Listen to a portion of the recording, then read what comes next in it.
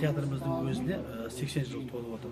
80 жылдық тарихына сәйкес осы Қазақстанның басқа облыстарындағы әріптестерімен бірлесе отырып,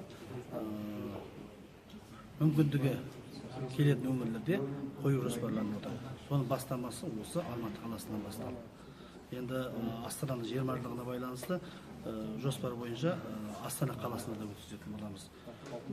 Сонымен қатар біз театрдың өзі академиялық аталғаннан кейін әртістер құрамада өсетін болып жатыр.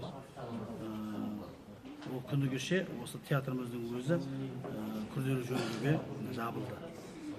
Ол жерде өзіміздің ойлағанымыз бойынша акустикасын жөндеп, жарықтарын жөндеп келген көрерменге ешқандай микрофонсыз сөйлейтін, микрофонсыз мынау өнерді жеткізетін жағдайға жеткізу. Сонымен қатар ана отыратын былай қарағанда қарапайым не болып көрінуі мүмкін, креслоларға дейін біз ауыстырып, креслолардың өзінде аудио құралдар болады. Аудио құралдар арқылы мысалы келіп отырған шетелдіктер келіп отырса, қазақша спектакльді сол кезде аударма ашып құлақтарына ағылшын тілінде, болмаса орыс тілінде, сосын көреміз енді тағы да. Бұндай жоспарларымыз бар. Сол енді іске асатын болады алдағы уақытта.